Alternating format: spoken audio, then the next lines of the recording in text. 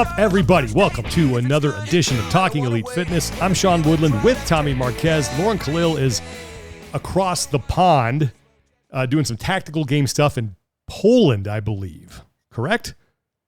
Yes, first international tactical games this weekend. That's amazing. So good for her. So it's we are unsupervised yet again. Going to be a good show. Got a lot to talk about. Tommy, how you doing, man? I'm good, man. Busy week. Busy working on the property. Kinda crazy. We pour foundation tomorrow. Woo! That is big. Congratulations. That's when you can really start to see it, right? Like it's like this is That's awesome. Good for you, man. Yeah, that's great. Crazy. Yeah, cool. Well, we got a lot to talk about today. We're going to recap the TYR Wodapalooza SoCal, mostly the TYR Cup. Talk a little bit about the Rogue Invitational field. There's a notable absence. And we're going to hear from our good friend Jason Grubb. Tommy, Lauren, and I spoke to him a couple weeks ago. We've been hanging on to that one. We figured why not roll it out now. But before we do that, we want to thank our sponsor for today, and that is Thirdzy. You can go to Thirdzy.com and use the code TEF, and you will save 20% on their Rest and Recovery Collagen. Why should you do that? I'm glad you asked. It's because if you are looking to get the most out of your sleep and recover the best that you possibly can while you are getting some shut-eye, the Rest and Recovery Collagen from Thirdzy is the absolute best possible way to help you achieve that. It doesn't have any melatonin in it, so it is not habit forming. It has GABA, L-theanine, magnesium, ingredients that are in there to help you, calm your central nervous system. So it doesn't make you drowsy. It tastes so good you can take it during the day. You're just going to relax a little bit. Helps you get to sleep faster, stay asleep longer, and get the most out of the sleep that you do get. And here's the bonus. It tastes great. It tastes fantastic. And I actually found it, I don't want to say semi-new use, but last night I had the first allergy attack with all the change in weather and everything like that, it's head congestion, allergies. I'm like, all right, this sucks. And I'm like, I hope it doesn't affect my sleep. Took a fat scoop of Thirdzy, didn't even notice it. Slept right through it. Nice. Felt great. Well, you can feel great and sleep great like Tommy Marquez. If you go to Thirdzy.com and you use our code TEF, you will save 20% and you will sleep and recover better. I love Thirdzy. I love the people over there. Fantastic crew that make a great product. We're happy that they are on board. All right. Well, we had kind of an all-star weekend, I guess you could call it, in CrossFit. Yeah. We had the TYR Cup that went down at Huntington Beach Pier, second straight year that they have held it there. I thought I had a very sort of limited kind of view of everything. I mostly spent my time like underneath the pier where the broadcast compound, put that in quotes, was. And then our play-by-play position, which was on the floor, another quotes, right by where was there a rig? There was a rig there. There's rigs at both ends. But we were if you were looking at, I think from camera position, we were on the left. Anyway, we're in the VIP area, I'll tell that story here in a second. But I thought it was a really fun event. There was stuff going on all day, as you would expect at Wodapalooza. They had, teams, individuals, all levels. You had all Vendor Village. You had, all the volleyball court was there. They had like a podcast stage where people were speaking and giving presentations. There was a weightlifting competition going on as well, and it seemed pretty well attended. I mean, when I looked up in the stands, we were facing the main bleachers. They looked more or less full. That's good. Yeah. And I thought, I think it's a fun competition. I thought it was, this one I think was, probably just because I have recency bias, I think it was probably more entertaining than last year. Because I think last year when you showed up, it was more or less a foregone conclusion that the North America team was going to win it all.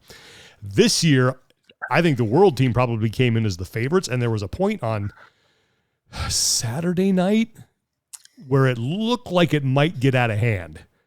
And then North America roped it back in. I'm actually, I don't want to say surprised that North America won, because I think with the skill level and talent of these athletes and what we've learned from these all-star type events in the past is that how things look on paper don't always play the same way, and there is enough strategy in who goes where and how you manage people's efforts over the weekend. We've seen that at the Invitational the year that, the first time that a non-USA team won. And I thought each day got better, right?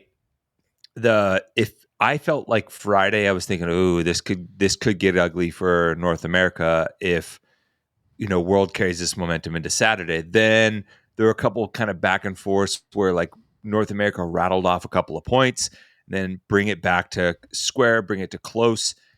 And going into Sunday, I think it was only 1 point separated, and that's when I was like, okay, this is when I feel like maybe the momentum is starting to shift.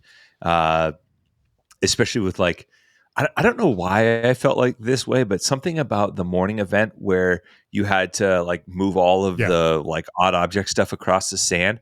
I don't know why, that just felt like a North America event for me. Yeah, and Vellner called it too on Saturday night. I can't remember which one he did the interview. He goes, yeah, they're great at this cutesy stuff, shooting the laser pistol, but when we get to actual hard work, we're gonna start to pull away. And yeah, they won that. They had like a three event victory streak, I think.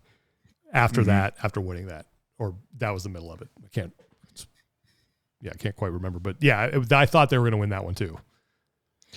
Yeah, I mean, it was a Sandy delivery, I believe it was. Yes, they did 10 burpees over the log, one at a time, and then more and more. Like one person went out and started moving stuff, and then it was like a waterfall style. And the next person did the burpees, got out there and started moving stuff. Cool event. Mm-hmm. It's like you and your friends moving really for time. Yeah, there's pizza and beer waiting for you at the end, and jacked up back, which is super cool. And I'm glad it came down. It was tied going into the final like floor event. And I mean, that's kind of what you would want. Like last year, obviously a little bit proof of concept for the format. You have a couple of cool moments here and there. Like I would say like Sarah Kaya and Anjol having some moments as maybe some of the more like overlooked athletes in that group kind of sets the precedent that like the maybe quote unquote the upset can happen, if that makes sense. And that you can't always expect a certain way on paper. Then you build on year two. You flesh out some of the events. You do some callbacks with some, version 2.0s, and then you have a much tighter race that ends in the finish. And to me, that's something that you want to see year one to year two to hopefully set yourself up to maybe have this format, whether it's in partnership with someone else or with however you want to do this going forward. But be like, hey, this is something that we can build off for the future, and it's not just going to be a 1 to 2 year thing and then disappear. Yeah, I think so, at least I hope so. You mentioned upsets, and I think that the two biggest moments I think for me were the opening event where Tia finished last in that Echo on Fran. Yeah, that was surprising, and obviously there was a lot of rumors going throughout the weekend. And here's all I'll say about that. I know people were saying, "Oh, she's pregnant," that this is going on. I talked to someone who talked to sources very close to that situation, and they said that's not true.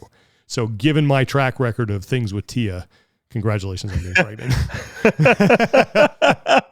So don't shoot the messenger. I'm just saying that's what someone who talked to someone like very close said. That's not the case. He just has not been training. I don't know. Put a pin in that because we're going to come back to it. Yeah. So there was that, and then it was the head-to-head race, and then we saw this too last year, and that's when the world team was able to kind of make it close going into the final day. But it was that back and forth. This one could not have played out better. It came down to the last matchup. Tia had to beat Olivia Kerstetter to tie it, and then you go to the tie break, which was cumulative total time for both teams, and I don't know how that would have played out. I'm pretty sure North America would have won. And then you go to, and then Olivia had to win to clinch, and she did. Olivia Kerstetter outdueled Tia head to head, and I thought that was a huge moment. And then also honorable mention to that's a great spot. Yeah, honorable mention to Emma Lawson on the single modality tests, where who was she going up against? Amy Kringle on the burpees. Yeah, that was nuts. So I think those are two of the biggest awesome. I think North American performances for me throughout the weekend. But I would love. Go ahead. I would agree with that 100%. Those are probably the maybe the linchpin moments, if you will. I also liked, and we talked about this coming in, you get to see those like very distilled performances like that with Olivia and Tia head to head that you don't always get with that same level of intensity when you have the full field of athletes to think about game plan with and a full weekend of individual games competition, right? Like we got to see, and it extended to other tests, right? When we got to see the part B to the lifting event on Friday, and we got to see Isabel and Grace, and we got to just see games athletes just rip it. The OG God, that was as crazy. prescribed. Like I want to say Danielle Brandon did Isabel in like 53 seconds and had 3 or 4 no reps. Yeah. She would have had a sub 50 Isabel. It's insane. Like crazy, right? And we got, which is also like, I've kind of confirmed something that I thought about for a while, that for some of these benchmark workouts, like the elites have really kind of tapped out the potential. It's like at some point, like the world records in like track only go down by like a fraction, or they stick around for a long time. Like Dan Bailey did weapons grade Grace way back in the day, if you remember that video, and he did it on Broken, and it was like right around a minute. And it's like, yeah, okay. Like, yeah, those elites are all right pretty much at that, which is cool to see him sell out, and seeing like Hopper hype. Dallin with he had the belt behind him on that was it was a cool competition, and like there was legit trash talking out there that went beyond, like, got a little heated at some time. Like there was not, it went beyond like friendly banter is what I will say. Like there was a couple times like, oh man, I think so-and-so is actually kind of pissed. But here's what I would love to see. And I thought about this as I was flying home, like, because you always just kind of start mulling things over in your head. And we've said this before. I'd love to see 4 teams. I'd love for this to be sort of the new de facto invitational, US, Canada, Europe, Pacific. Maybe you do 6 members instead of 8, just to keep it a little easier. I don't know. Yeah. And then the other thing I'd love, because what they've done a really good job with this event is they've done a nice job of fitting it into like a traditional broadcast window, couple hours. Yeah. And I would get, so if I had my way, I would hire a sideline reporter or an embedded reporter with each team, that you just follow that team around, and we do like reports during the events with each reporter who's just embedded with that team. And I thought that would that'd be a good way to enhance like the TV coverage, because Bella was like bouncing all over the place. But if you embedded like 4 reporters in there, especially during the downtime that you have in that single modality test, like with people recovering, like I think that would be something cool just to see on TV, because I think this is like a made for broadcast event. But those are the 2 main things that I'd love to see. And then, like we've said before, I would love some sort of season long ranking system that would help determine who wound up on those teams. So it's purely merit-based. And like, like UFC does embedded, the NFL does a lot of behind the scenes stuff. You could almost even, have some of that stuff that you save for right afterwards, because in some of the team planning sessions, there were some ideas and things being thrown around that I was like, oh, that would be really good if people knew about it, but you're kind of sworn to secrecy at that. This is when we were in the team practices last year. And I don't know. It's just, I think it's a different light, and there's some cool opportunity there for sure. Yeah. Well, then another thing that was officially announced, and this will sort of launch us into our next conversation. Yeah. Is that, as we were hoping, when the dates came out for 2026 TYR Wodapalooza Miami, coincided with week 3 of the Open, we're like, they should do an Open announcement there. And sure enough, they're doing it. Like, they're going to do 26.3 in Miami. I think this is a home run. I absolutely love this idea. They're going to make it as part of the competition, so the athletes don't have to worry about, I got to, do an Open announcement and compete. No, it's just part of your thing. I don't know if they're going to run it during the gauntlet, have like a community floor there where you can go and do 26.3 with judges, registered judges, and have your score validated. Like, I love this idea. I think it is and I think what's funny about it is, like, how many times have we sat here, whether it's us talking or talking with other people in the community just off camera, about wouldn't it be cool if, and then that doesn't happen.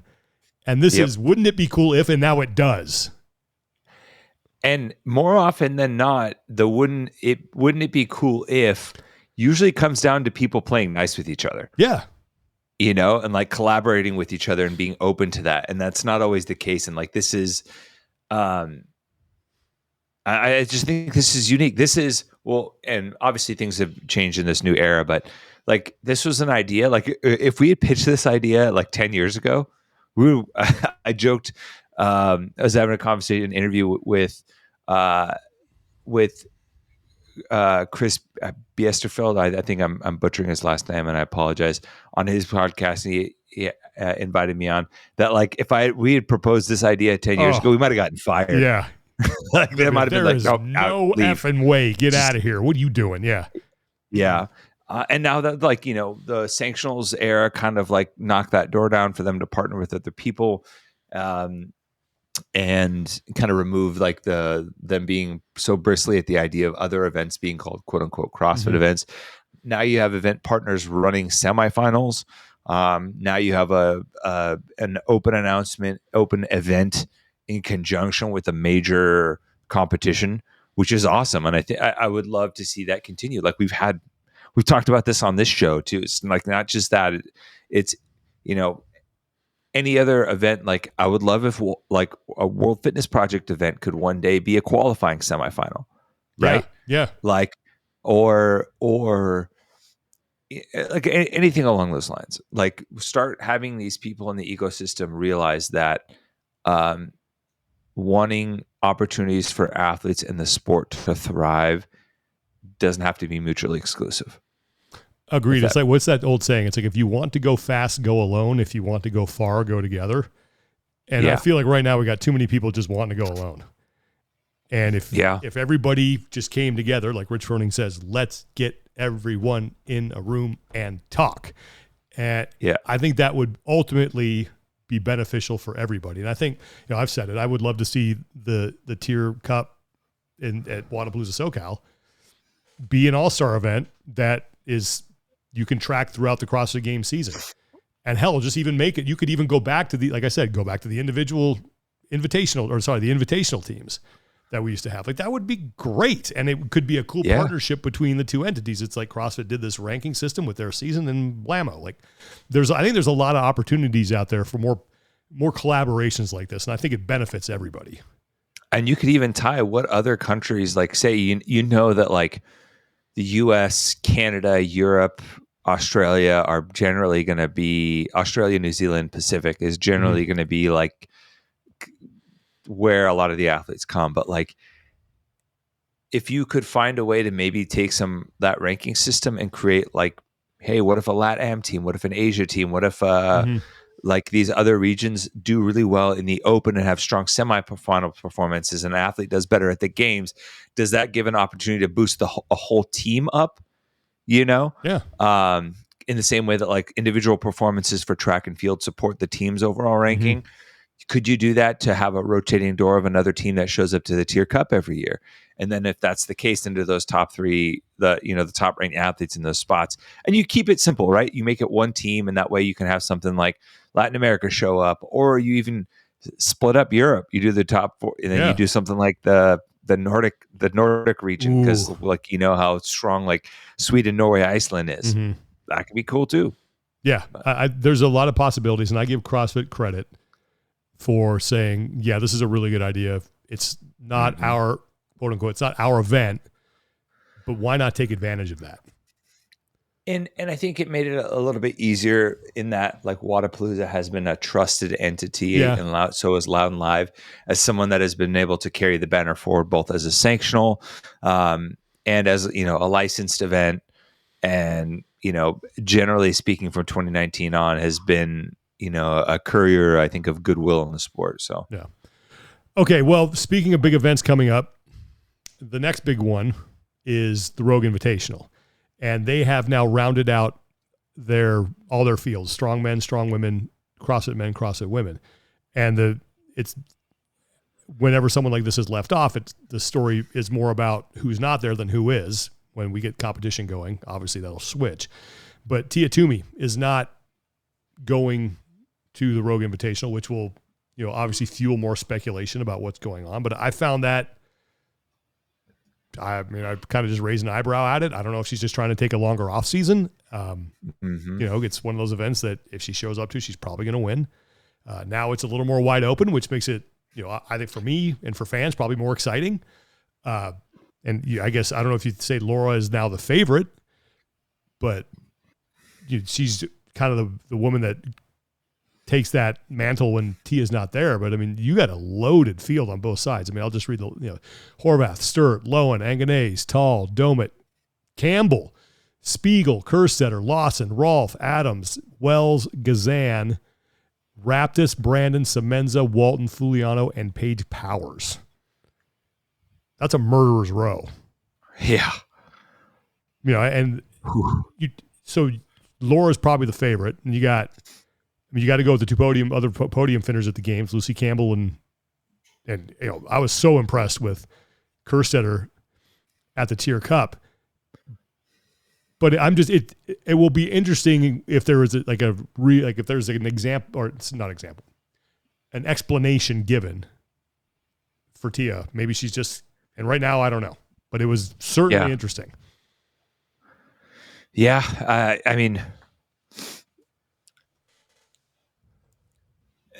Rogue is, I guess you could argue, depending on where the prize purse has now, that it's the biggest earning opportunity in the sport. Mm-hmm. Sorry, my eyes freaking out. You've been outside all day, man.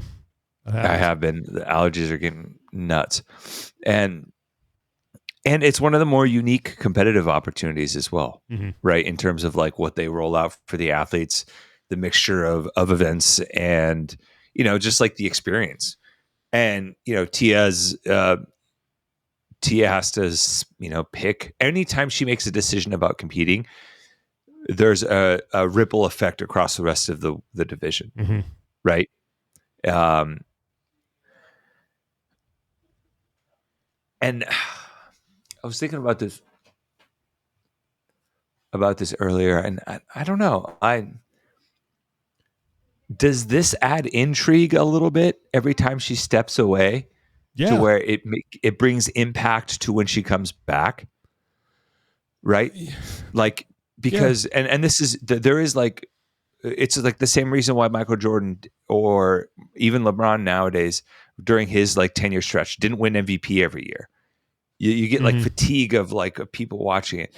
And I know this is not factoring into the decision at all, but I think like when Tia steps away and someone else has an opportunity to shine, it adds credence to their legitimacy as someone who can contend with her. So when she does come back, it adds to the storyline, it adds to the excitement, it adds to all of that.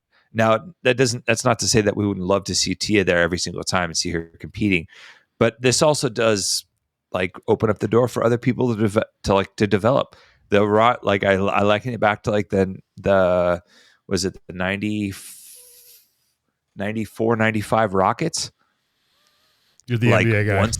They're the two guys. They won back-to-back titles when Jordan was gone for baseball. Yeah. But that added intrigue back into the league a little bit now because you had Drexler and the Dream stepping up and winning titles and maybe being like, whoa, can they do it? And then the King came back and taught everyone a lesson. So I think that maybe this could be something that one allows Tia to kind of like rest, recover, get back what she needs, and then also add some intrigue to the sport as other women have an opportunity to step up and win. That's a really interesting point. I think that is because there is that sort of storyline. Oh, she's back. Does she still have it? Can she still win? Yeah, I'll buy that. And then you go over to the men's side. I mean, my goodness, this is going to be a great competition. Dallin Pepper, Mertens, Crouch, Koski, Adler, Vellner, Austin Hatfield, Chandler Smith, James Sprague, Ricky Garrard, Jason Hopper, Heinrich Happellein, Bjorgvin Gudmundsson, Guy Mayeros, Roman Krennikov, Noah Olsen, Justin Medeiros. We got Sam Quant, Uldis Upniks, and Hermans is the last guy on there. But my God, that is, I mean, you could throw a dart. Oh, someone I should have mentioned too for the women is Alex Gazan. I mean, if she's 100%, she's got a chance. That's huge. Yeah, I don't want huge. Justin Kotler to hunt me down and kill me in my sleep. But that men's field is loaded. I can't wait. Like, this is going to be awesome. 6, 7, 8, 9. Hold on. 9, 10. You got podium 11, finishers? 11 individual podium finishers at least. I might be missing one, but I mean, still more than half the field. Yeah, that's going to be fun. It's like on any given competition, all of those dudes are expecting to show up and walk away with some hardware. Yeah, and here's the X factor too. It's like Rogue is an awesome event, but it is not like they're not claiming to find the fittest. So that kind of takes some of the onus off of, you have to have this ultimately well-rounded programmed thing that they don't need that. They're there to put on a show, and like that's a huge X factor and who's going to win. But man, I can't wait for this. Like there's 10 guys who could win this thing. Yeah. And I'd also be interested to see if there are any other like new twists and turns to the programming that could potentially trickle over to the games or anything else like that, because we get to see the full breadth of what Rogue has at their disposal. And I think that's always fun. That's going to be a blast. Yeah. I can't wait. That venue's perfect. The crowd is awesome. Heck yeah. So I'll get man, I know it's like I've committed to not going, but I keep looking at airplane tickets to Aberdeen. Yeah, it's I unfortunately I'm gonna go, but I just don't get to see much of the city. It's literally like airport venue, and then you walk back and forth from the hotel and venue, and then go back to the airport and I'm out. But it's so fun. Like they do a really cool thing. They do that Legends happy hour. And last year it was a blast. Like last year they had all the legends there, and they did a tour with all the legends of the facility. So you get to go walk out on the competition floor. You go down to the warm up area, and they have guys like last year they had like Hackenbrook and Chan and Dan Bailey and Sam Briggs. I think was Margot there. Margot was there, I think. Then they were all just telling stories, answering questions. It was a great experience. Like I jumped in just because my brother and his wife were there. And so they were curious. I said, yeah, let's go take the tour. And so I got to walk around, and they do a great job. Like it's just, if you're in the area and you're going to go. And the strongman event too and strong women. They're a lot of fun to watch as well. So I'm certainly looking forward to that. And we'll have a more in-depth preview as we get closer to that event. So. And we got some new legends added to the fold, Yeah. Fikowski's on that. Yeah. list. It's funny. I talked to Brent a lot at TYR Wodapalooza SoCal. It was funny. It's my Brent Fikowski story. I had my format with me for the show. I was like just making some notes. He goes, "Hey, can I grab that?" And he goes, "Yeah." Like grabs my piece of paper, and he's watching an event back from the games, and he's like making notes. I go, "What are you watching?" He goes, "1 sec, I'll tell you." He's making notes and stuff. He's like, "Okay, yep." And he goes, "All right," because it was coming into the 2-person chipper that had all the No, I'm sorry, it was the finals. It was going into the final event, the captain's challenge. Yeah. Yeah. He's like, okay, I think they're going to get through this many box jumps in this amount of time. He was like timing out this old event with Pat doing box jumps at the CrossFit Games. And then he used that to sort of come up with like, this is how far they'll get the first time. This is how far they'll get the second time. And then this is what I think it'll take the third time. Well, they didn't get to the third round, but he was pretty much spot on with his predictions. Like I had he just wrote his notes right in my format, and I took him out there with me. I was like, yeah, he was right. So it was That's fun. cool. Also, the Medeiros family, I didn't know this when I asked about it. We were sitting in the we were sitting next to the VIP area, and they had a stage where you could go up, and they were serving these Rain Body Fuel like mocktails. Okay, and I actually looked at the menu when I was up there. I said, oh, that sounds pretty cool. And there was one in there. It was called the Medeiros Mule. Well, I did not look at the menu closely enough because it had ginger beer, like it had alcohol in it. So we were sitting there, Chase and I were sitting there getting ready for the show on Saturday night, and the Medeiros has come by. I'm like, hey, when I get one of those Medeiros mules? And they're like, we'll go get you one. I'm like, cool. So we start the show. I'm sitting there talking, Medeiros mule, bam, lands right on my desk right next to me. And I give Dad Medeiros a thumbs up. Grab the drink while Chase is talking, take a giant swig. And while I'm like taking the swig, I'm like, oh my God, there's alcohol in this. So just put that down and like transform into Ron Burgundy. I can't. Yeah. So I may have had a couple sips while I was on air. So that's the first time in my career ever at any level, be it local TV, that I have had any sort of alcoholic beverage while on air. So luckily it wasn't too loaded, but I was like, man, if I slam this, like it's going to be, who knows what I might say. Dad's feeling nice tonight. Hi! Hey, everybody. Hey, Chase, if the moon was made of cheese, would you take a bite? I know I would. So anyway, those are my two stories. All right, let's get into our interview for the day. A couple weeks ago, Laura and Tommy and I sat down with Jason Grubb, who was fresh off his victory at the Masters Age Group CrossFit Games.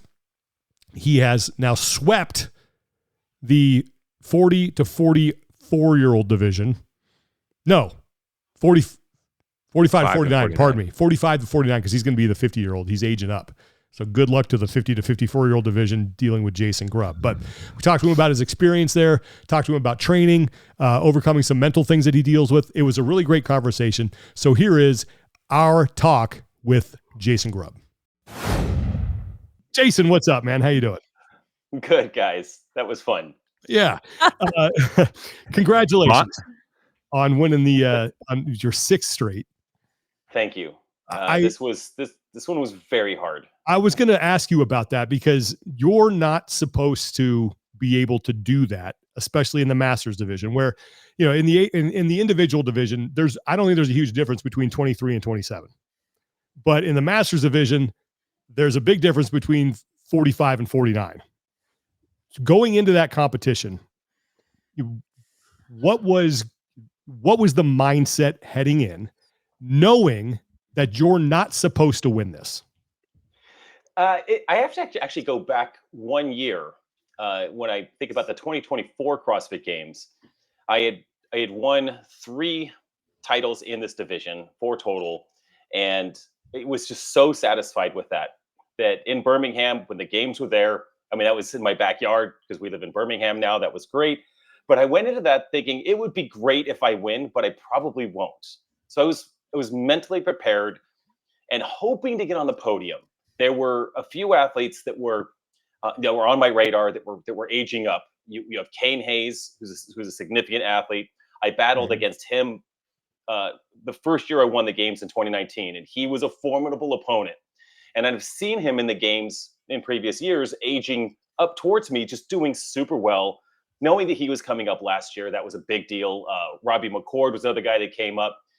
Very, very tough competitors. And along with the existing competitors in my division, I didn't expect to win last year. I just thought it would be great to get on the podium. And it turns out that I was battling these guys for 3 days, and I finally had a workout that changed everything at the games last year. It was an echo bike workout. It was absolutely awful. Yeah. And I had finished this insane workout, and I beat the big guys on an echo bike workout. And it changed for me. I guess it was day 2, the end of day 2. And in my mind, I thought to myself, I think I can beat these guys. And I did. The point spreads when it comes down to the last event are deceiving because it looks like I won like a landslide, and it was not. It was a battle after battle after battle last year. So when I finished and I had 5 wins, I literally told my wife on the drive home from the games last year, I was like, I have to go for it next year, 2025. It wasn't like it wasn't a year of I hope I get on the podium. It was I won last year. I think I can do it this year. And so my mindset going into this one, going back to the original question, was I was here to win. And I trained to win. In fact, as we were driving from Birmingham to Columbus, it's about a 10-hour drive. About 30 minutes into the drive, my wife said to me, she's like, hey, let's have this talk once really quick, and then we won't talk about it again. What happens if you don't win? And I was like, I'm probably gonna have to do some therapy around that. I'm gonna have to do some real work around this because I do have a bit of my identity tied up in this, and I don't think that's unfair. I think that's totally normal in this situation. But I will have to have a new narrative in my head around this, and I knew that would be hard. I knew it would be challenging, but it is going to happen at some point. And I just said, if it happens, I'll book a call with Ian, my kind of go-to guy. And that she's like, okay, that sounds good. And that was it. That was the extent of the talk. I was heading into Columbus to win. And with that, I brought a tremendous amount of pressure on myself. Like, I don't think the world or my family or my Boulder athletes or my company, whatever, I don't think anybody would have been disappointed if I didn't win. I honestly, I think it'd be okay. But I wanted to sweep the division. I just wanted to give it everything. And I approached every workout with that level of focus and intensity and a good dose of anxiety, especially heading into it on day 1. We had, as you know, 2 workouts that were just specialist workouts. So it was nerve-wracking. Yeah. And For one, just to add to last year's drama, I remember you had a little bit of a calf issue coming into that that year at the games, and I remember that kind of maybe planting a little bit of like, I don't know how it's going to hold up. And I remember seeing the relief on your face after you got through one of the big hurdles. I think it was maybe where the Dubs showed up, but that's it. Yep. But yeah, but you did mention like the stress and everything like that, and I do think that's an interesting element of we'll say the greats in their respective sports and divisions is a lot of times the perceived pressure from the outside pales in comparison to the internal pressure, the intrinsic pressure placed on them, whether it's in training and it's in competing or anything like that. Has that always been a characteristic of you as an athlete, or where does that come from?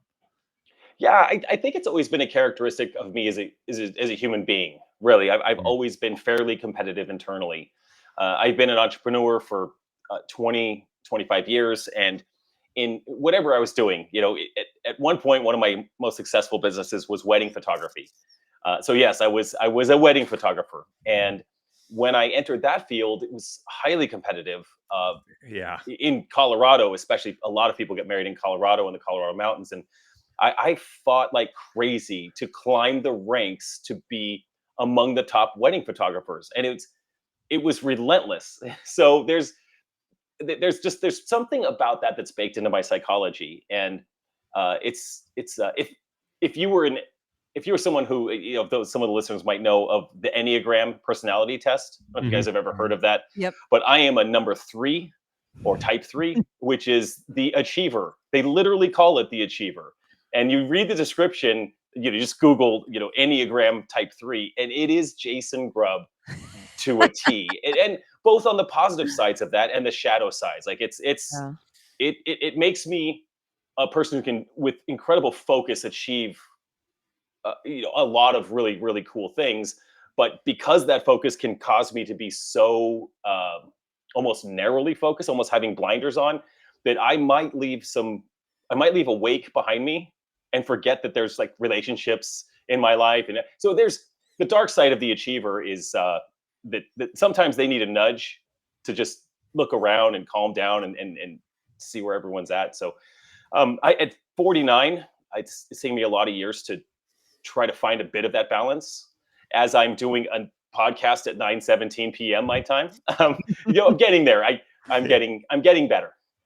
I have a question. I know Lauren wants to jump in here, but you said you're a wedding photographer. I want to know how many pictures of mason jars with candles in them you've taken. Oh my God. I mean, when you shoot, like, I think we shot a total of like 200 weddings over 10 years. And wow. By the time you're in the latter part of that career, you're so tired of weddings. You're burnt out. Like when the best man goes up to give his toast and you see him have like 5 pages of notes. Oh God, no. And put it away. You literally like, I can't do it. I don't think I can do it. I'm going to shoot this guy and I'm going to go sit in the corner. I mean, you get a little bit. Mm-hmm. Yeah. So the mason jars were in Colorado mountain weddings. Oh yeah. A lot of mason jars. You can imagine.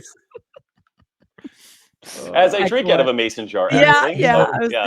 Colorado. It's actually underrated. So a hard turn from wedding photography, but Jason, you've won 6 titles. You just won at the top of the age group, which we mentioned off the top. It's really unheard of. And now that you've been in this game for so long, like, what do you think does set you apart? What makes you kind of this anomaly of somebody who can keep winning? Is it, you're a master, and, Sean jokes about it, but staying healthy and doing your recovery. And it's like, what truly sets you apart?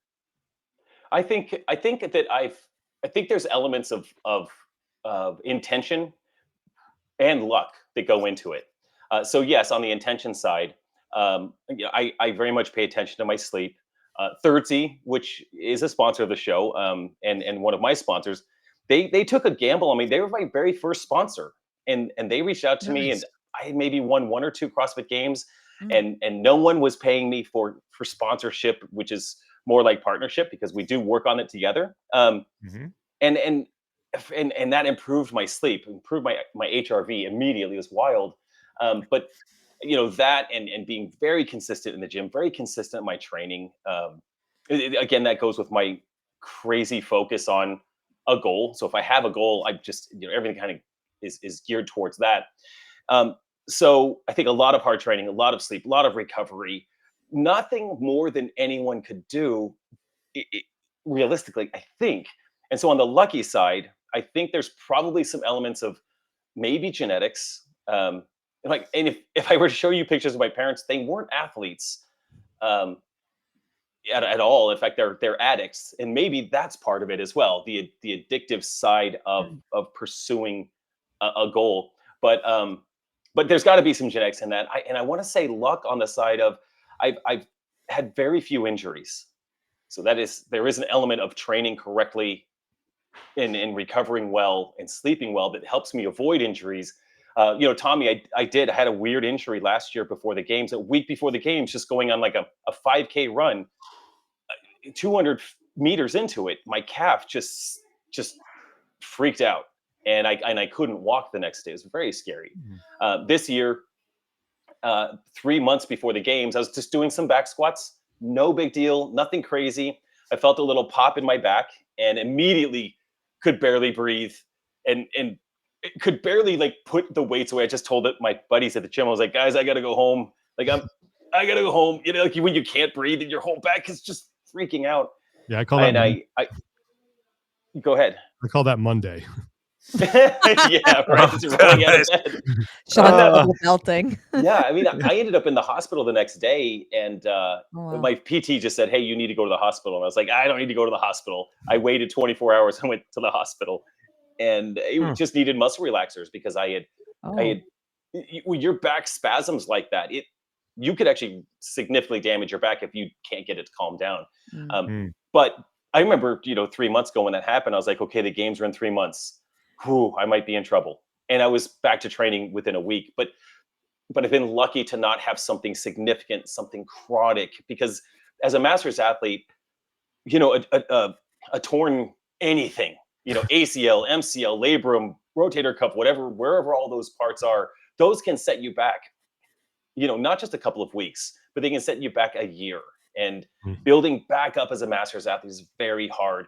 So a weird thing for me right now is that I don't have any competitions coming. We've got Masters Fitness Championship in a month, and I'm not competing there, but I'm going to support athletes. And then the Legends Championship is in December, and Boulder Athlete is a programming sponsor. Therefore, I can't help with the programming and compete. So I can't compete at Legends. So I have this long runway ahead of me, really until the games next year. Wow. And part of the challenge now is like, I always like to have that momentum. I'm going from competition to competition to competition. So I'll probably do Wodapalooza in Miami. I'll probably do Fittest of the Coast just to make sure I've got those cobwebs dusted off as a 50-year-old so I can go to the games. But I think, it is this momentum of trying to maintain a decent amount of health and not a significant off season. I've never had an off season. I'm not trying to kill myself right now. I'm not games training right now, but I am trying to stay as a very, very fit human being. So when it comes to next year, it's just a little dial up and they'll be ready for the games. I'm really interested in what you said about being an achiever and kind of leaving some, I don't know if the word was wreckage, but in your wake. Like when you're that driven, that can have a significant impact on your personal life, on the people around you, and can, cause some drama. How have you managed to keep that, or maybe you haven't, from boiling over into, I don't know, some real bad personal problems? Yeah, I have a very supportive wife. She's on board. She's down with this. And the comment she had when I started CrossFit when I was 38 years old, she was like, "Hey, when you start this, don't do that thing where you just kind of go all in on something." She literally said that. Is she laughing now? When she listens, she's like, yeah, I remember saying that. She did say that, to the point where when Rich Froning was winning his 4th championship, right? Fittest man in history. I was watching that on my iPhone, kind of in secret, like at the finals on a Sunday. I remember watching it. Everyone's watching a Bronco game. I can't remember, something like preseason, and I'm watching the CrossFit. But along the journey, obviously, she's got on board. CrossFit has become a significant part of our life. We opened a gym. We sold that gym and went on the road. A lot of that was a lot about just kind of documenting life and CrossFit and this weird journey that we were on. And so it's become part of our lifestyle.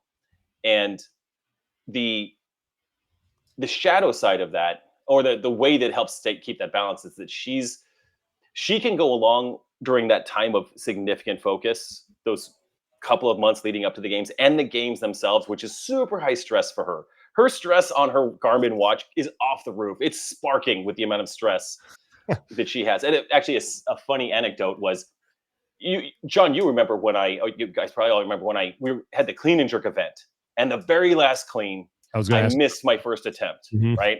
So I took a step back. She saw me add extra weight to the bar because Kane Hayes had put extra weight on it. He was at 305. I was going to go for 300. I saw his 305. I take my plates. I put 305 on. She actually turned her back to me during that first clean. I didn't even notice that. Wow. But she was like, I can't even watch it. And I missed it. And she's like, well, I wonder if he saw that. So she turned around to watch, but really couldn't even stand watching. She was so stressed.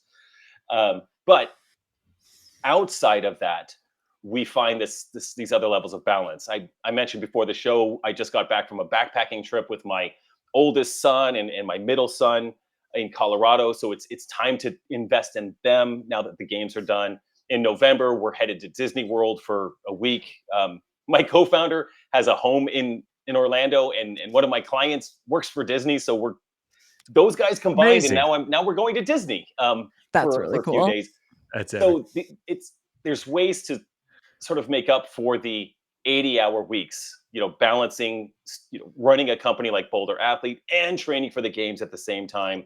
And I mean, that's where we're at now. I was not good at this for a number of years, and I didn't get done with the games for a lot of years thinking like, oh, it's time for my family. It was like, it's time to think about next year. Let's go.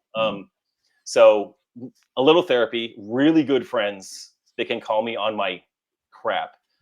Ian, who I mentioned, he's a guy.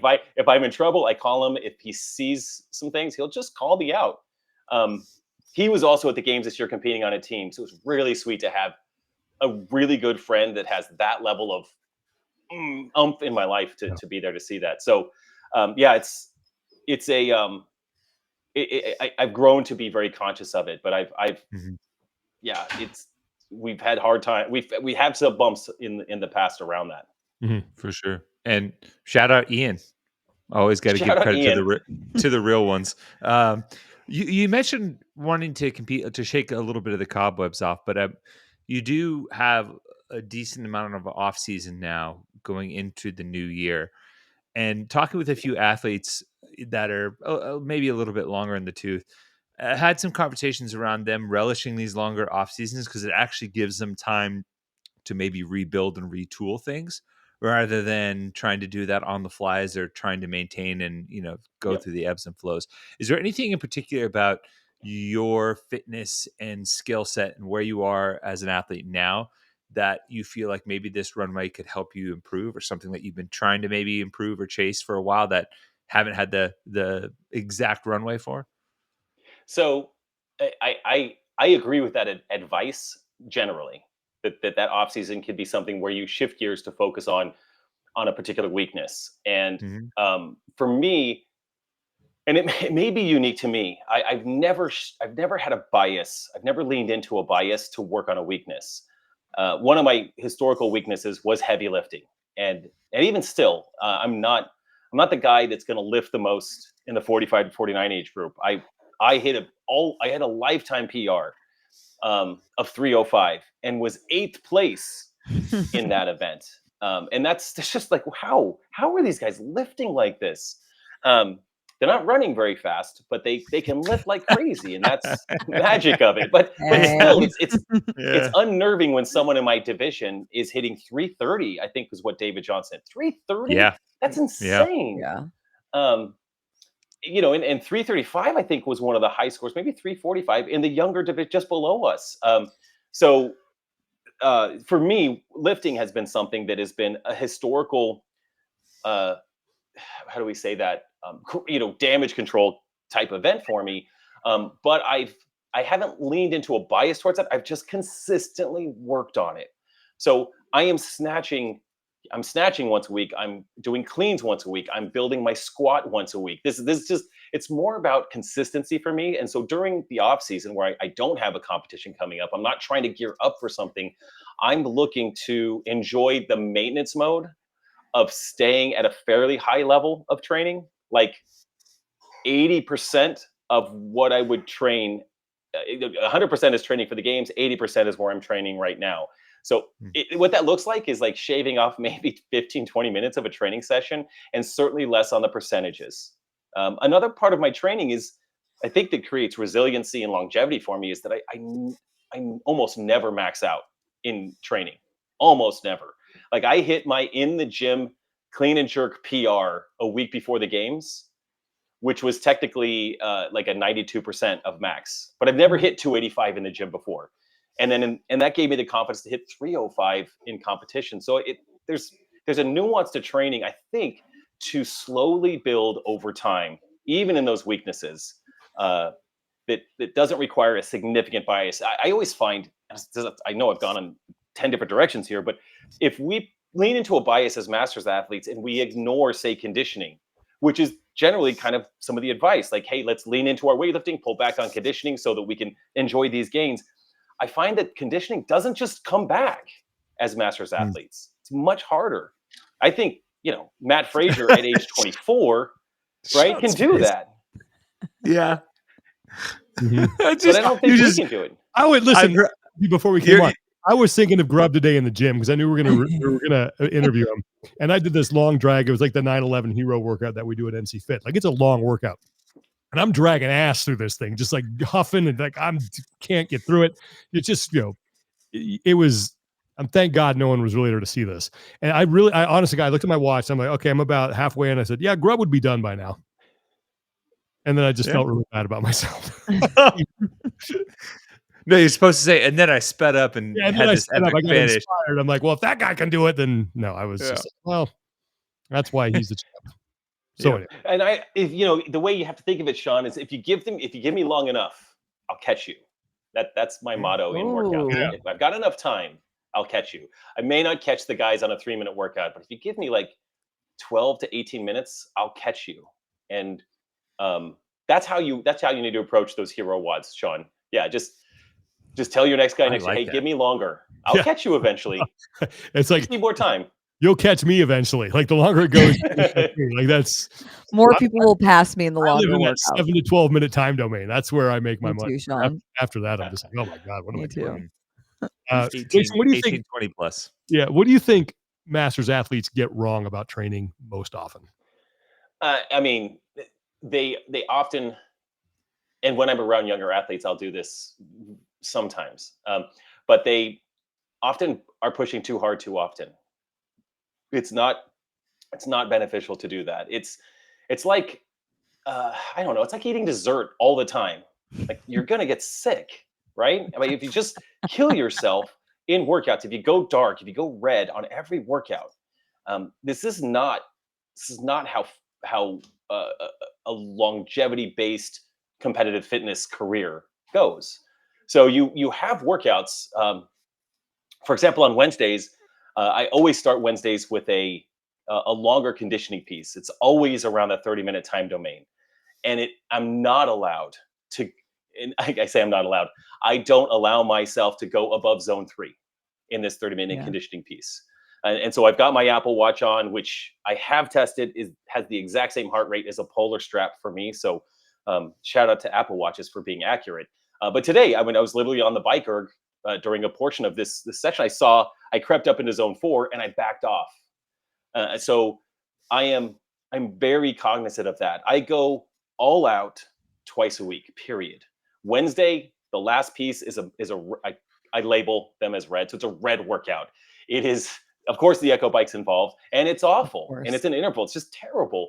But I have Thursdays as recovery days. So the last workout before recovery day is an all-out effort. Same thing on Saturdays. The last workout is an all-out effort with Sunday as a rest day. And this is all strategic. It's like, again, going back to the diet, they tell you to have lots of colors on your plate. We should have lots of different heart rate zones in our week of training. We should have some zone 2 work. We should have some zone 3 work intentionally. Some zone 4, which is unsustainable but not max effort. And then we should have some zone 5 in there, which is pretty nasty, but not very much. That spicy stuff. If you put too much spice on food, the analogy is just crushing it right That's now. great. Too much spice on food. Terrible heartburn. Not good. Yeah, as a masters athlete, you're thinking heartburn. You're not going to sleep. We don't want any of that. So just a little spice. Enough spice. My last name's Marquez. Come on. Yes. Tommy can use a lot of red zone. Look like you're the older you get, we'll allow you maybe look at 3, Sean maybe and 4. Ale. No spice, please. We're talking about longevity and you aging up. Do you have a specific goal in mind of A, how many more CrossFit games you want to compete in, and B, is that contingent on if you keep winning? It's a great question. At this point, I don't see an end in sight. Like I don't have an end. Like 10 sounds good. Like I don't know, 10 wins feels good. That sounds like fun. I feel like that's achievable.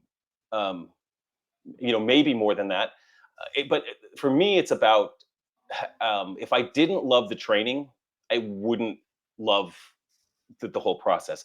I really love the training. I love the rhythm of my days where I'm up and I do a conditioning session in the morning, and then I work for a few hours. I do a primary session, and then I work a little bit in the afternoon. Like I like that rhythm. I like how I feel being well trained. So, and I like the people I train with. There's just a lot of factors that go into it. So as soon as I stop loving that journey, then I'll probably have to start considering when it's the end. Now, it's similar when we traveled for a couple of years in an RV. I mean, we did that, and it was so much fun. 2 adults, 2 dogs, 2 kids in an RV. We're in a different place every 2 weeks. It was really great until it wasn't. And as soon as it wasn't, we were like, okay, we got to buy a house. We're going to settle down. We got to buy a house stat because we're so done with this. You get rid of the RV. You're like, I'm done. I mean, maybe when the kids are out, we'll get a small RV and live that life. But it's kind of like that. We loved the journey, and I love this journey. So as long as I have a love for the training, the lifestyle, I'll be plenty fit to compete. Competing is there's moments of competition that are just absolutely epic. Obviously, I can't let go of some of the moments that are etched in my memory, and that thankfully we have live streams and we've got video. Like I can relive those moments and see those. Like they're untouchable. They're amazing. But competition is super stressful. Like I can't tell you how many people I talk to behind the scenes, and we're all looking at each other like, why the hell do we do this? This is awful. Like the anxiety is through the roof. We're looking at each other like we're about to go out and die on the battlefield. So we literally take it that seriously. And the anxiety is insane. The sacrifices are insane. So yeah, I love the training. The competition is a huge reward, but man, it's stressful. It's stressful for weeks in advance. And I think all masters athletes that have been to the games, or any athletes that have competed at that high level, they just know how sick you feel that first morning. I got a comment on my latest YouTube video. Someone was like, I don't know how Cinnamon Toast Crunch fits into your nutrition, but good for you. And it's the only thing I can eat the morning of competition. Like rice is my normal go-to, but Cinnamon Toast Crunch, I can't eat it. I'm too nervous. I can't even digest it. But Cinnamon Toast Crunch gets the job done. So CTC. And you drink the milk after? No, definitely not. I'm literally, so I can't eat them dry, but I'm literally like eating them out of the milk. And then that milk is, in a normal day, totally drinking that milk, obviously. Yeah. I wouldn't want to work out after drinking milk. I don't want any milk. It's a it's bad awful. choice. Yeah. You're not one of those psychotic people that puts like the milk in the bowl first and then the cereal, right? Of course, dude. Yes, yeah, of course I am. Whoa, you put the milk in before the cereal? Yes. You have to ensure the crunchiness of the cinnamon. You're a crazy. No. That's a cereal right there. No, it's a bowl everybody's of milk got one first, and then you pour the milk in. In a normal world, yes, but at the games, not even Cinnamon Toast Crunch is definitely Add a little bit of cereal, eat that. Add more cereal, eat that. Add more cereal, eat that. Oh man. That's the only way to do it. Wow, It what has a to be process. crunchy. I've never heard of that before. Try it. It'll blow your mind. You'll be like, this is the best thing ever. Maybe I'll be more Not fit if I sponsored. do that. Yeah. Well, as after this airs, there's gonna be a bunch of masters running out to their local supermarket just buying all the Yeah. Cinnamon Toast Crunch. Two for one Cinnamon Toast Crunch is the thing to get. Yeah, it's the secret to how to digest food at a competition. Is just get something Okay. so processed that I need carbohydrates, and I It's can't. so simple. Simple Yeah. simple carbohydrates so you can get in Mhm. quick.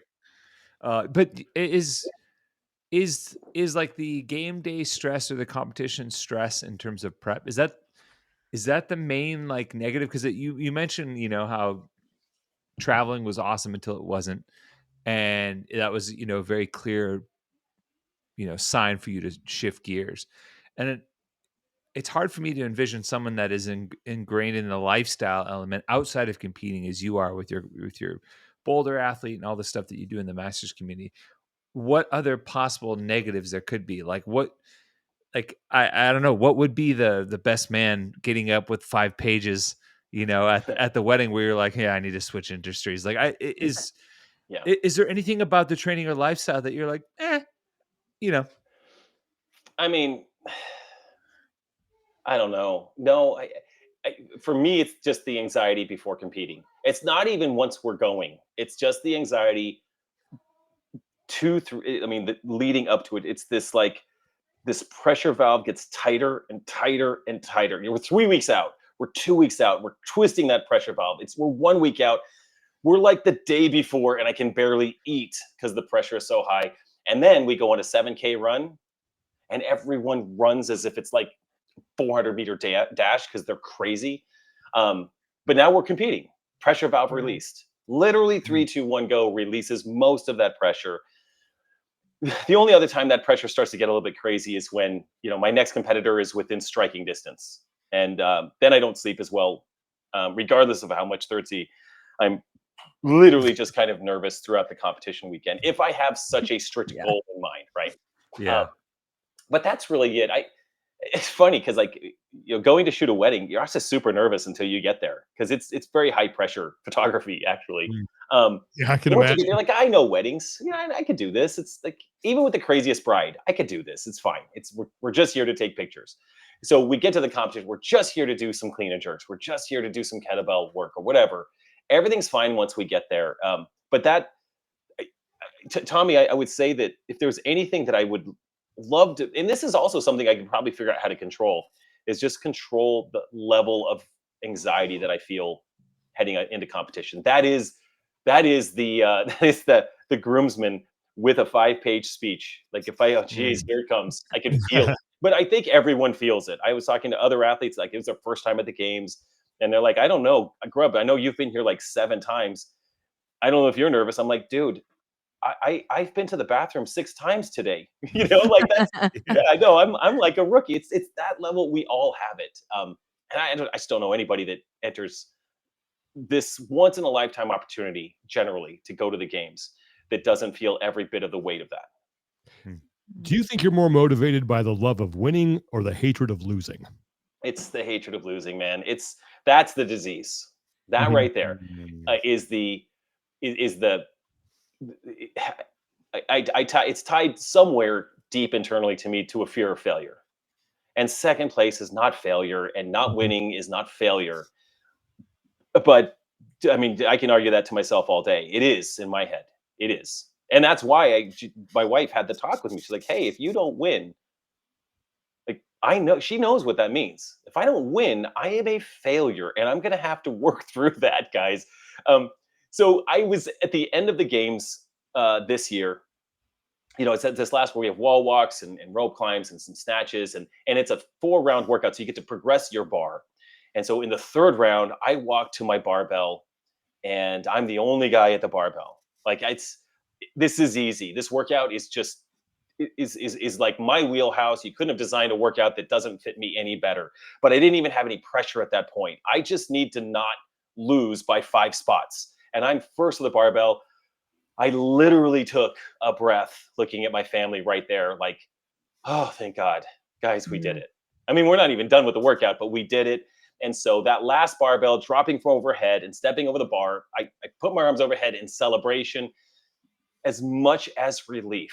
Just, I was hugging my wife. Whew, we did it. Oh, that was a tough one. I mean, I think these are the words I said. Like, it's every year now. And the first year was a surprise, and I had the major imposter syndrome. I got lucky the first year. The second win, I felt pretty good. Still felt pretty lucky. The third win, I was like, hey, maybe I'm good at this. The fourth win was a little bit more relieving, and then fifth and sixth, just huge dose of relief. Like, oh, thank God I was able to. In my mind, thank God I got lucky again. Thank God this competitor couldn't do this on this lift. Thank God that this guy who can lift 330 can't run a 30-minute 7K. I always feel a little bit at the end, a sense of relief, and like, whew, we got there again. We got lucky again. I mean, to an extent. Yeah. But it's major relief, Sean, to answer your question. The fear of failure is powerful. And that I even think of that as what makes me different on that like psychology side. It's that, you like a mother can lift a car off of their child, right? Mm-hmm. I feel like there is an element of that baked into me. Like I am running scared, and fear is an incredible motivator. It's incredibly strong, and it's also very focusing in that type of situation. I am so focused on every single rep, every movement to make sure my hands get on the tape on a wall walk, all like crazy narrow focus. But I think a lot of that is the intensity, all of that, but very, fear is definitely driving that. The reptilian brain is highly active. No, I think if you ask most like high performing athletes that same question, you get the same answer. Yep. Yeah. Yeah. It's a blessing and a curse. That's for sure. Do you think that if you lost this year or even previous years, that the failure would have overtaken you so much that you wouldn't have returned and you would have retired? I hope not. Yeah, I hope that I would successfully transition to being, a former champion. That's okay. I can't answer that for sure, Lauren. Obviously, I would have struggled. In there's probably dozens of people listening that know me and like, no, dude, you would have fallen apart. Like they're all just laughing, like, dude, are you kidding? This be real. You would have lost your shit, which is probably true. But I want to think that there's some elements of me that would know that how hard that would be, and that it is worth transitioning to just being a guy that I'm coming back to battle next year. Yeah. Now the magic of our age groups as masters athletes is that we do get to age up, which always feels like a bit of a fresh start.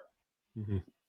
So yeah, you guys say like, hey, look out 50-year-olds, and I say, I'm already nervous. There's going to be someone. Yeah. I guarantee there's going to be someone that will be right on my butt on day one. And there's going to be no comfort whatsoever. I'll be nervous as ever, even if I'm the most favored. I don't think in the history of the internet, anyone has ever favored Grubb to win one of the CrossFit Games. I see them. I see the predictions. I'm like, well, I guess I got to prove them wrong again.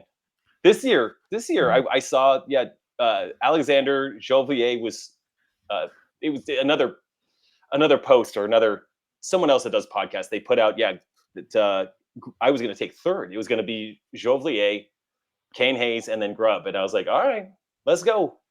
Let's. I'm like, dude, I've won. I mean, in my mind, I was like, I've won 5 in a row. Yeah. Did I get one prediction on the top just once in my life? But I mean, fine with it. Until you don't win, consider yourself at the top of our predictions. I'm not. It was a whole Tia debate. I don't know about. No, Tia's going to win.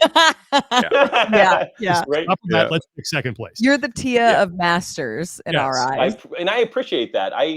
She keeps winning, and I'm like, okay, I guess I'm doing it I got another few more years to even catch her. And every year she does, I'm like, I guess I'm gonna go more.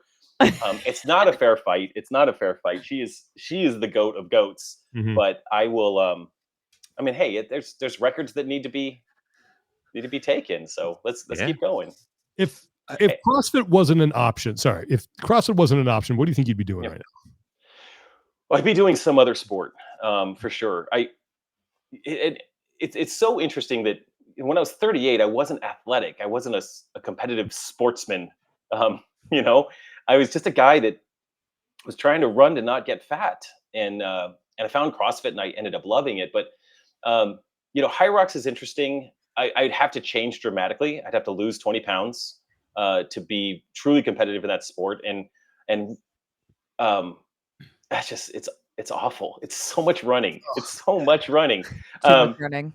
it's too much running. I'm doing one in November for fun with my wife. We're gonna go have fun doing one, and Good luck I'm with even still like, it's still 8K. It still hurts, but I would do. High Rocks is interesting. Triathlons are very interesting, and again, Mm. this would cause a 200-pound plus dude like me to thin out significantly. I'd have to lose like 40 pounds to be a triathlete, and I've done a few triathlons that I have really enjoyed that. So I would certainly do something like that. I've also heard there's lots of money if you become a professional golfer. So maybe that's in the. True. I'm kidding. I'm so bad. I'm so bad at golf. Yeah, I wish I was like, if I could go back, that would be the one probably. But yeah, it would be. It would be one of those sports that has that diversity. I like the diversity of a sport. Yeah. Multiple tests in one. I really like that format. So I'd probably do something like that. And maybe that's in my future. When I'm in my 60s, maybe I'm not doing muscle ups, but I'm swimming for insane distances. We'll see. Why not? I mean, hey, you heard it here first. But what 2040? yeah, 2040. I want to be in that 60 plus Ironman division. Let's go. Oh yeah, that's a good Iron goal. Man Kona winner Jason Grubb 2040. You heard Dude, it the here ocean. first. I'd have to overcome some significant fears, major fears, not just of a failure, but of like sharks and waves and things. That'd be scary. Yeah, I get that. Last question for me. I remember seeing you at one point over the weekend, and I think you had just come off the floor from maybe the double kettlebell test. You even said like a couple of these workouts, like they were stout. Is there one in particular that stands out in your mind? Yeah, the one that the one that hurt the most. I don't often lay down at the end of workouts. I like to try to walk it off. But it left me on my butt. I mean, the kettlebell one was super gross. But it was 18 minutes of just. It was kind of an 18 minutes of gross, just a flatline grossness Yeah. as far as pain goes. But the one that was handstand push-ups, echo bike, and double unders. That one had a magic spice to it that was so acutely painful. I had tested it a couple of times in practice, and I got the same score all 3 times I tested it. But at the games, for some reason, it was 10 times harder. At the last round, I couldn't even figure out how to do double unders. I was so excited because my primary competitor had started to falter on handstand push-ups, and I needed to get points on Kane. And Kane is a phenomenal athlete. We are so well matched that it's scary. It's scary because we could flip a coin and one of us is going to win, unless there's an event where something gets him. And this one got him. So it's the last round. He's stuck on handstand push-ups. I know I've got to lead. I know that I've got to finish this workout, and I'm doing double unders. There's just something about 300 double unders in total with all the other volume of handstand push-ups and echo bike of all things. And I remember finishing it, getting across the line. I couldn't even look up at my kids that were right there. I was hunched over. I was just kind of doing my little fist pump thing that I do. I looked at my wife and I was like, we did, like, I felt like someone that just swam the Kona marathon or whatever, or triathlon. I just barely hang on. And I laid on my back, and this one videographer, I'm not sure who it is to give credit, but I have the video. She is sort of stepping backwards, and there's this slow motion video of me falling onto my butt and just falling flat. My fingers like bounce on the floor. Amazing. Like I got shot dead. And I just laid there like I sent it on this workout more than I've ever sent anything in my life. Except maybe the Echo Bike workout the year before. But like, and those are the magic things, Tommy, that in competition, I look back and everything's worth it. All the training is worth it. Every element of pain, the hours on an echo bike, killing myself the 2 days a week in the red. Let's be clear on that. The 2 days a week in the red on the echo bike, make that totally worth it. And that memory locked in when I was able to endure the highest level of pain and then come across, really that workout won the games for me. Maybe everything cumulatively won the games for me. And I've actually never ended day one in first place, and having a run and a lift and ending in first place was significant. And then being in first the whole weekend, but that workout sealed it. And you interviewed me after that workout, actually, because I was on a particular high. Now I'm 50, 60 points ahead. And I was like, I got a shot to win. Tommy wants to do an interview. Let's go. I'm a pretty happy guy right now. I'm even cooling down on an echo bike. And, I was gonna say you were on the bike. I remember. Yep. So that's that's it. Well, Jason, it's always a pleasure to talk to you, man. It's always great watching you compete. I'm honestly, I'm in awe of what you're able to do. It's not, we all are. I mean, never. Yeah. And I hope it never ends soon, because as a fan, it's fun to watch. Where are you going to be next? I know you mentioned kind of a little bit your competition schedule, but are you going to Wodapalooza SoCal? Or are you going to be, I won't be in Wodapalooza SoCal. I'm tempted because I see the workouts. If they've got a last minute ticket, I want in. Right. But I'll be at MFC, significant masters competition. We have 50 plus athletes going. I love going out there to support the athletes. We'll be out at Legends in December. Another just phenomenal competition. So excited to be a big part of that one. Then Wodapalooza Miami, Fitness of the Coast in the spring, the Open semifinals. Monster Games is tempting, but really it'll be all about the games next year. So there's so much on the calendar that I want to do. But I will say that this is the first time in 5 years that I'm not competing at Legends. So I'm okay with a little breathing room. Yeah. It's good for me. It's good for my family. You've earned it. This morning I overslept and I didn't do my first conditioning session.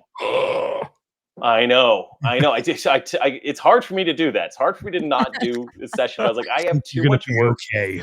I'm gonna be okay. I have a lot of months before I have to do something significant. And anyway, it's literally my second day back to training, and I missed. Yeah. I can ease back in the water. It's okay, right? Just tell me it's okay. It's okay. It's gonna be all right. Yeah. How dare you, sir? It's not gonna make or break next year. God, what a disgrace! Listen, if I was talking to Tia, she would be like, "It's not okay. Embarrassing. It's not okay." Right. Well, listen, Jason, again, just thanks so much for making the time. I know it's a little bit late. We really appreciate it. Always a pleasure. Appreciate you guys. Congratulations again on 5 straight in the 45 to 49, 6 in a row overall. And looking like there's a pretty good chance, if you stay on course, it's going to be 7. Don't skip any more conditions. I'm going to do my best. Yeah. Thank you, guys. Love talking to Jason Grubb, just a fantastic human being. And like I said before we went into that interview, good luck to the 50 to 54-year-old division in 2026, because he's your problem now. What if he rattles off this is putting the cart before the horse, right? But what if he rattles off 4 to 5 more and he's got 10 straight? Probably greatest masters athlete of all time. Yeah. This is a conversation for another time. But how many would he have to win in a row in the masters division to be considered the all-time great? I don't think you can equate that with an individual thing. I don't. I mean, maybe, but I mean, he would be because to some extent, the individual competition does have an age range to it. It does. Yeah, I don't know. So, that's an interesting question. Let's shelve that one. I like that. Let's mull that one over a little bit. Yeah. Yeah. I got to think about that. Because if we cut to 40, and he's added another 50, 15, and he's in the 60 plus division. Yep. Maybe. I don't know. It doesn't seem like he's going to quit anytime soon. So. No. All right. Well, we don't have any community support to get to this week. If you guys do have something that you want us to help get the word out on, send it to us via our personal Instagram accounts, our Talking Elite Fitness Instagram account. Send us as many details as you possibly can, because we like to send people to the right spot to get whoever it is the help that they need. PRs, no reps. You got no rep? I think I got a no rep. I'm just going to no rep terrible special teams blocking for obvious reasons.